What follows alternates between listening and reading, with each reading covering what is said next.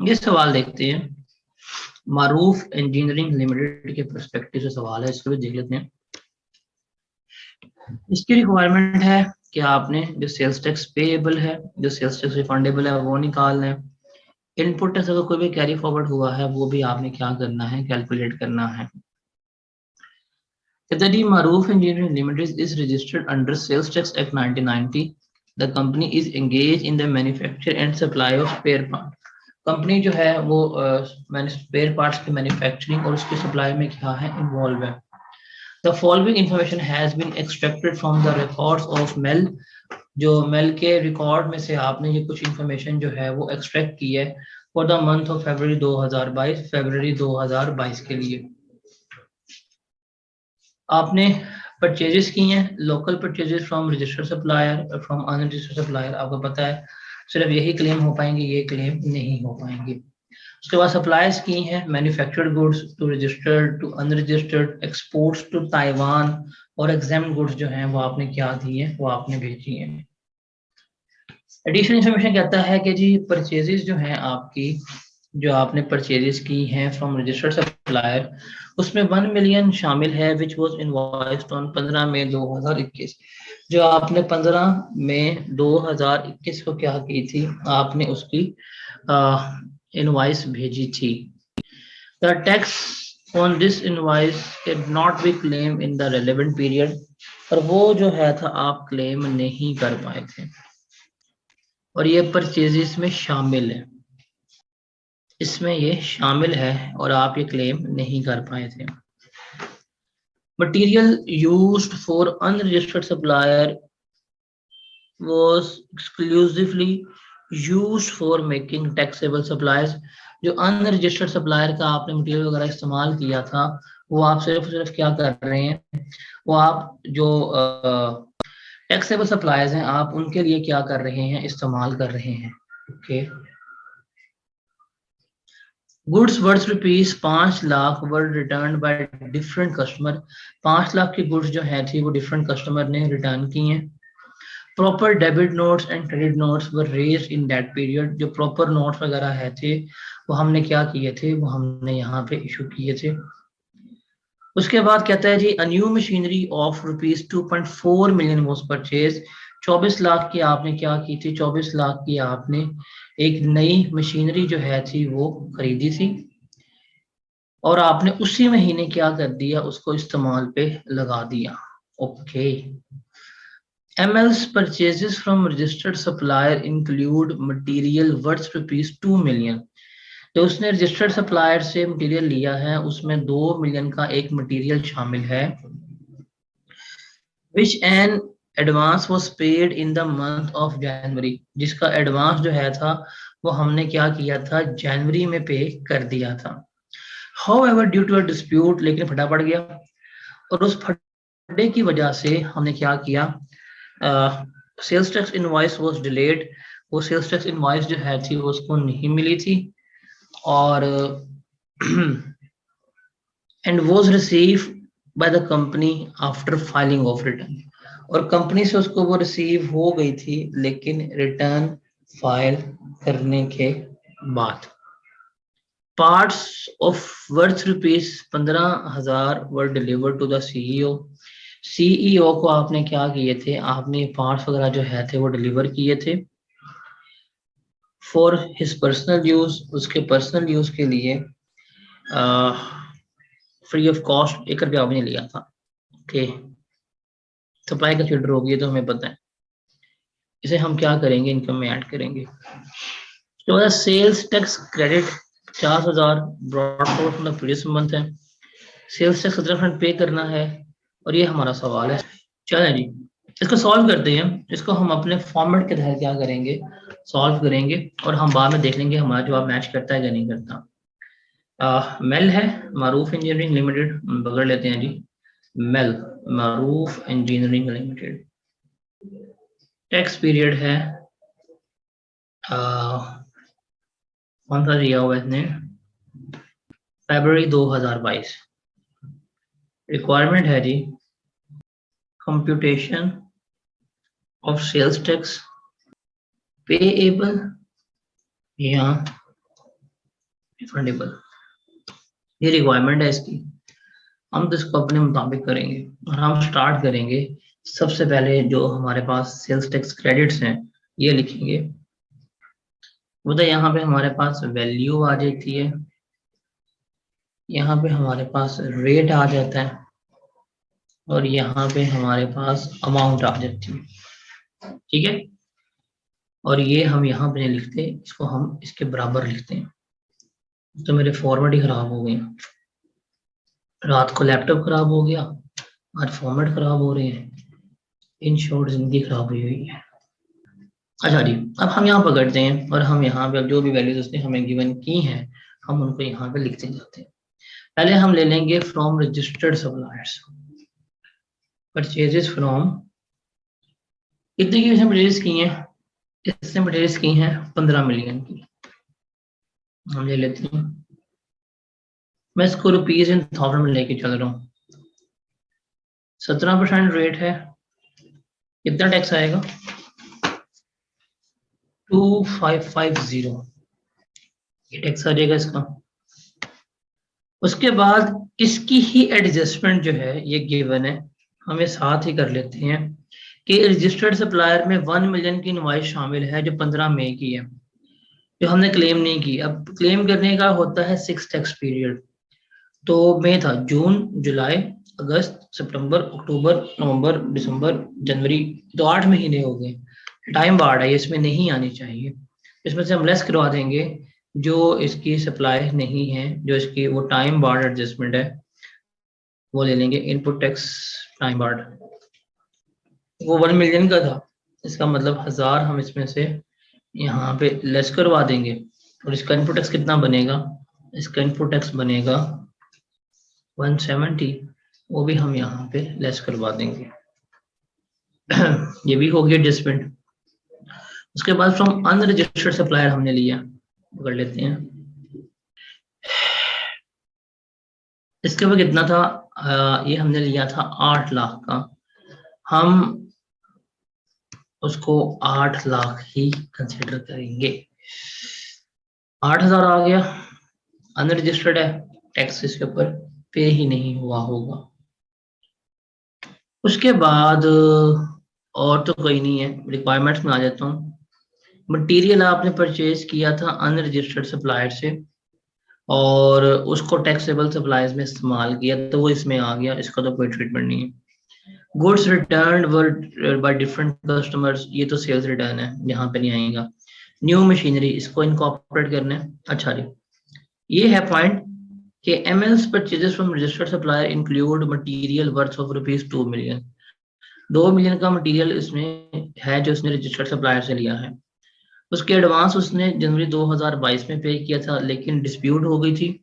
Sales tax invoice was delayed, वो invoice delay हो गई थी और रिटर्न फाइल होने के बाद उसको मिली। अब आप खुद देखो, आप यहाँ पे कैलकुलेट कर रहे हो फरवरी में, ये फरवरी में शामिल है ये 2 मिलियन, हालांकि आपने एडवांस पे किया था जनवरी 2022 में, और उसकी जो इनवॉइस थी वो उस महीने का एंड होने के बाद जब आपने रिटर्न जमा करवा दी तब आपको मिल गया। इसका मतलब जनवरी की इनवॉइस फेब में मिली आपके पास, ये इनवॉइस मिल गई, फेब के महीने मिल गई है, इसमें तो कोई ट्रीटमेंट नहीं होगा।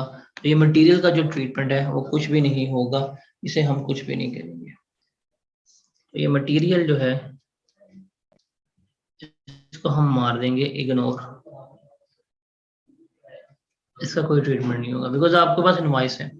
चलिए मैं आपको एक और चीज बताता हूँ, अगर ये इनवॉइस मेरे पास अगर इस महीने की भी होती, अगर ये फेब के महीने की इनवॉइस होती और फेब के एंड तक मुझे इनवॉइस ना मिली होती, डिस्प्यूट होती, और ये इनवॉइस मुझे मार्च में मिल रही होती, तो मैं क्या करता?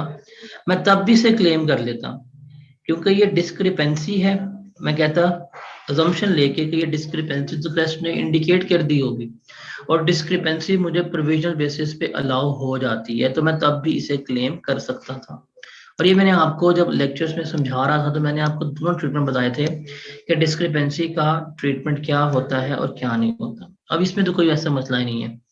जनवरी में आपने एडवांस पे किया, जनवरी में उसकी इनवाइस नहीं मिली, फरवरी में उसकी इनवाइस मिल गई है और ये आपने अपनी परचेजेस में शामिल किया हुआ है, शामिल भी किया हुआ है, इनवाइस भी है, तो यहाँ पे आप क्लेम कर लेना। इसका मतलब इसको हम कोई भी ऐसा जिसका ऐड बैक है कोई भी इसका नेगेटिव इम्पैक्ट नहीं लेंगे। जो इसमें ऐड किया गया है वो ठीक ही ऐड किया गया है, इसका कोई ऐसा ट्रीटमेंट नहीं होगा। अब हम इसको देख लेते हैं। इसको अगर हम सम अप करें तो मेरे पास आ जाएगा इसका टैक्स, इनपुट टैक्स इतना होगा, ये 2550 लेस 170, ये बनेगा आपका 2380।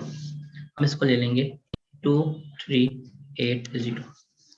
अब इसमें हम ऐड करेंगे input tax on fix assets. जो हमने फिक्स एसेट्स लिए हैं उसके ऊपर जो इनपुट टैक्स बन रहा है वो हम इसमें ऐड करेंगे। वो कितने लिया था, 2.4 मिलियन की आपने मशीनरी ली थी, ले लेते हैं 2.4 मिलियन की आपने मशीनरी ली थी। इसके ऊपर इनपुट टैक्स है 17%, ये हो जाएगा 2400 इंटू 17%, ये हो जाएगा जी आपका 408।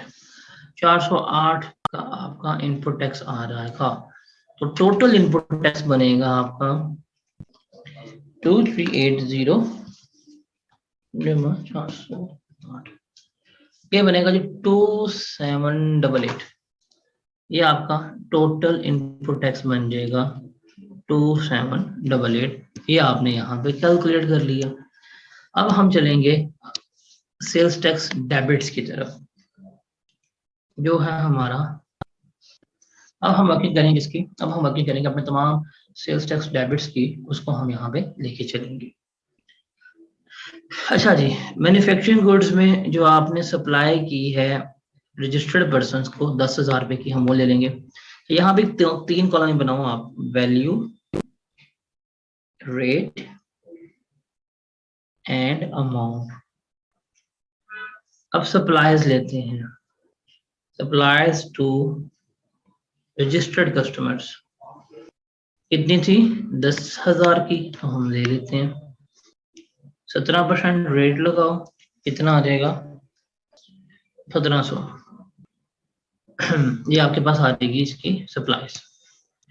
उसके बाद आपने लेके चलना है सप्लाईज टू अनरजिस्टर्ड पर्सन, ये भी आप इस्तेमाल करेंगे 3,000, 17%, और मैं इसको स्टार कर लूंगा बिकॉज इस पर फर्दर टैक्स चार्ज होने। ये आएगा जी आपके पास 510, हम इसको यहाँ पे लिख लेंगे 510। उसके अलावा एक्सपोर्ट्स टू ताइवान, ये तो जीरो रेटेड है, नहीं ये हम बाद में लिखते हैं, एक्सपोर्ट्स वगैरह ना बाद में लिखते हैं, पहले तमाम इसके एडजस्टमेंट्स तो कर लें, अंधेवानी करना।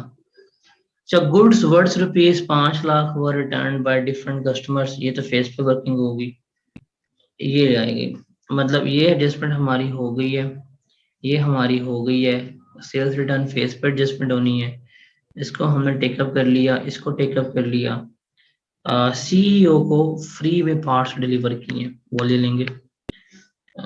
पार्ट्स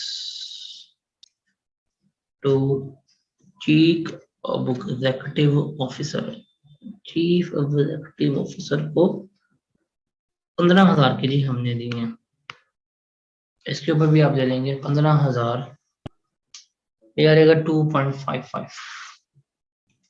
आप इसको जमा करेंगे, आपके पास आ जाएगी टोटल टैक्सेबल सप्लाईज, ये मेरी टोटल टैक्सेबल सप्लाईज हैं 10,000, 13,000, 13,015, ये बनेगी आपकी टोटल टैक्सेबल सप्लाईज।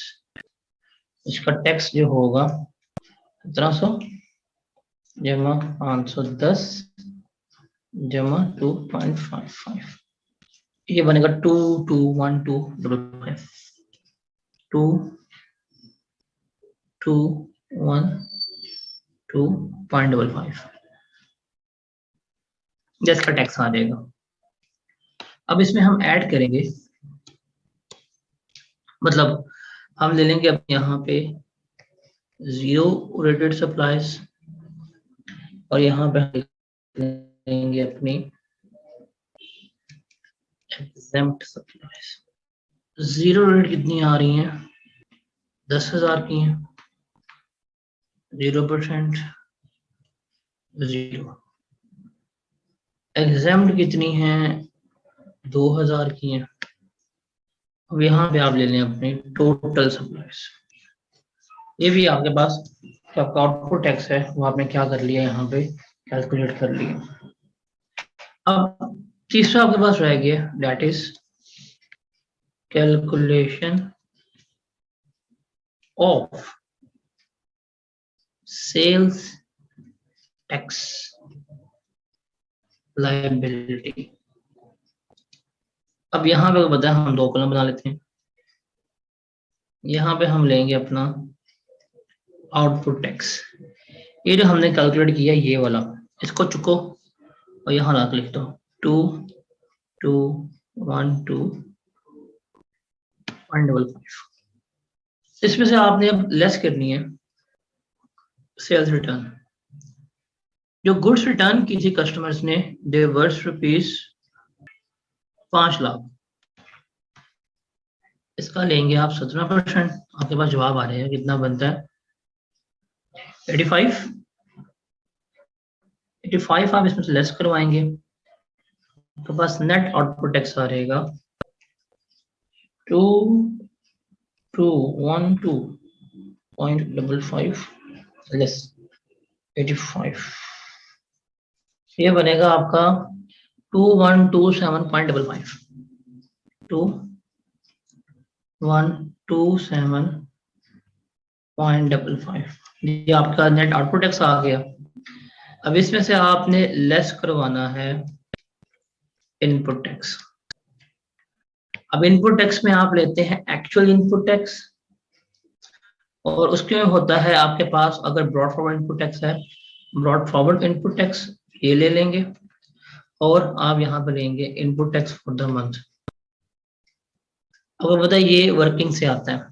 अब मेरे पास ब्रॉड फॉरवर्ड इनपुट टैक्स जो है, it was sales tax credit that was brought forward 50,000, वो हमने यहाँ पे लिख लिया। इसकी हम वर्किंग कर लेंगे, क्या वर्किंग आती है क्या वर्किंग नहीं आती, और हम कंपेयर करेंगे 90% ऑफ आउटपुट टैक्स के साथ। अब 2,127.55 का अगर मैं 90% ले लूं तो ये आ जाएगा 191480।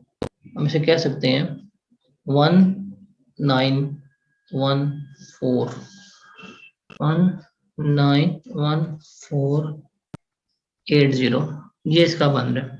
अभी अपोर्शनमेंट पे हमने क्या करनी है, अपनी कैलकुलेट करनी है। अब यहाँ पे आप जाके वर्किंग बनाएंगे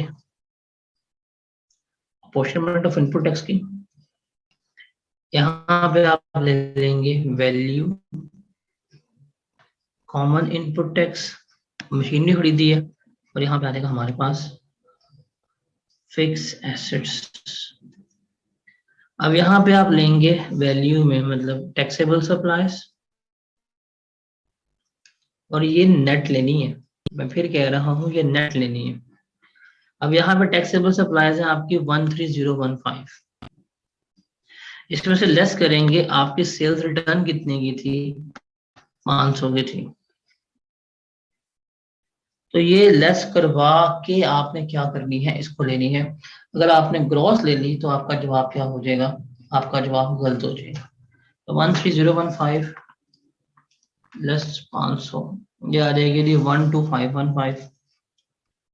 उसके बाद सिक्योरिटी 10,000 की है। एग्जेम्प्ट जो हैं वो है जी आपकी 2,000 की। इनको जमा कर लें कितना बनेगा? 12,515 जमा 12,000 24,515 टोटल बन रहा है। अब जिस इनपुट टैक्स को आपने अपोर्शन करना है वो भी लिख लें। 408 आ रहा था मशीन का, और इसके अलावा था जी 2380 जिसको आपने अपोर्शन करना है। जरा करके बताएं हैं क्या अपोर्शनमेंट आती है जल्दी से। 1215 971 और ये बताएं 208 आगे दो, ये आपके पास आ गया। अब आप इसमें से पकड़ना है, ये आपका क्लेम है, ये आपका रिफंड है, ये आपका वेस्ट है। तो यहाँ पकड़ा जी आपने 1215, इसको जमा कर लें, कितना बनेगा ये बनेगा जी 1265।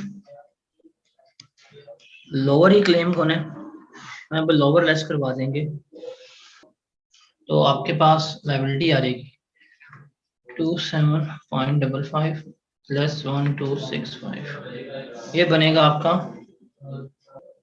862.55 इसमें से लेस करना है आपने input tax on fixed assets, ये था आपका 208। 862 में से आप ये लेस कर देंगे, ये आ जाएगा 65455।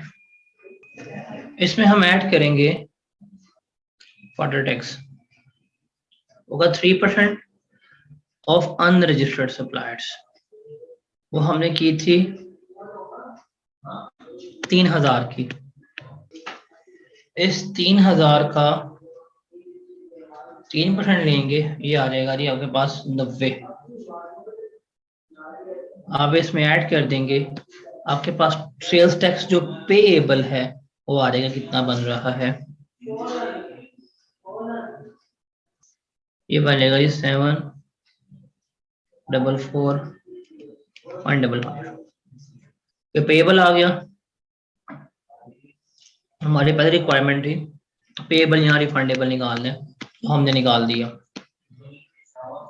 अब हम रिफंड निकाल दें, इस रिफंड में से कितना निकलेगा 971 प्लस 166, 971 प्लस 166, तो रिफंड आप क्लेम कर लेंगे 1137। तो ये आपका क्या होगा, सेल्स टैक्स रिफंडेबल होगा, ये पे करोगे और ये अमाउंट जो है वो रिफंड डिमांड कर लोगे। तो ये हमारा सवाल था, ये भी हमारा कंप्लीट हो गया। मारूफ इंजीनियरिंग लिमिटेड।